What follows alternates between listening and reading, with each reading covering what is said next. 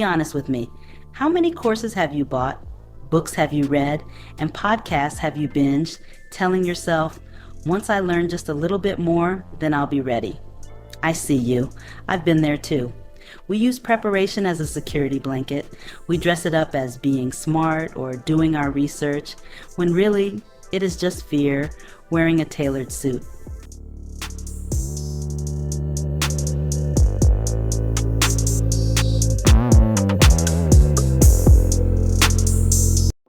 Welcome to Empower Her Vibes.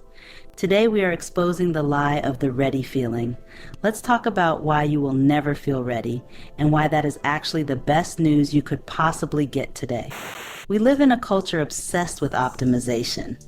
We are told that if we just read the right framework, buy the right planner, or get one more certification, we will finally unlock a state of pure, unadulterated readiness.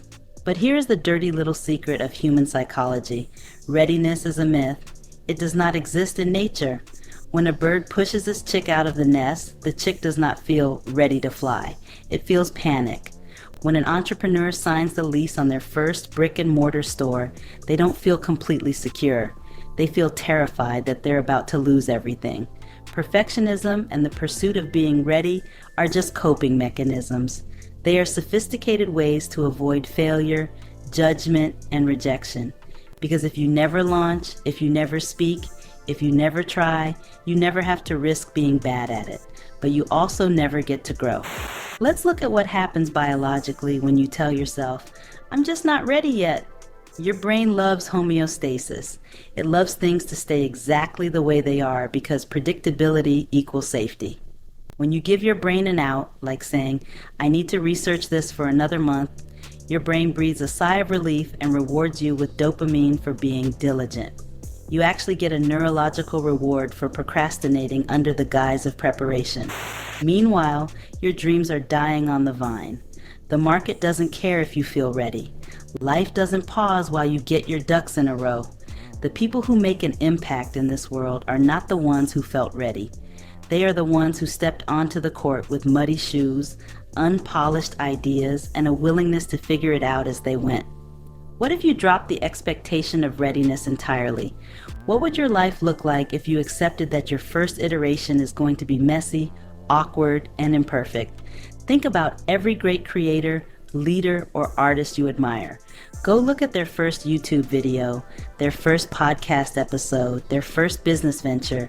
It's cringeworthy. It's terrible, and they knew it at the time, but they published it anyway. They let themselves be beginners in public. When you demand that you must be ready before you start, you are holding yourself to an impossible, sterile standard that no human being has ever achieved.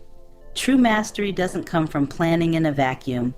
It comes from colliding with reality, making mistakes, and adjusting on the fly. Let's fix this with a tactical rule you can use starting today, the 80% rule. Whenever you are working on a project, a conversation, a presentation, or a creative piece, force yourself to ship it or execute it when it is 80% done. Stop polishing the last 20%. That last 20% is usually just ego protection. It's your fear of criticism trying to make the work bulletproof. Release it at 80%. Let the world touch it. Let feedback shape the rest. You will learn more in 1 hour of real-world feedback than you will in 6 months of polishing things in your bedroom. Stop waiting for the green light from a universe that is already waiting for you to move. You are as ready as you'll ever be. If this episode spoke to you, hit that subscribe button, drop a comment letting me know what project you're going to launch at 80% this week, and I'll see you next time. Stay soft, stay powerful.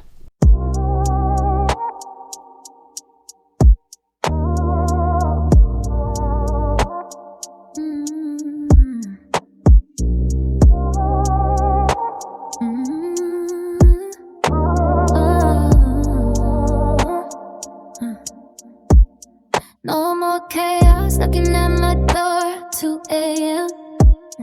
No more going back to what I know was never good for them.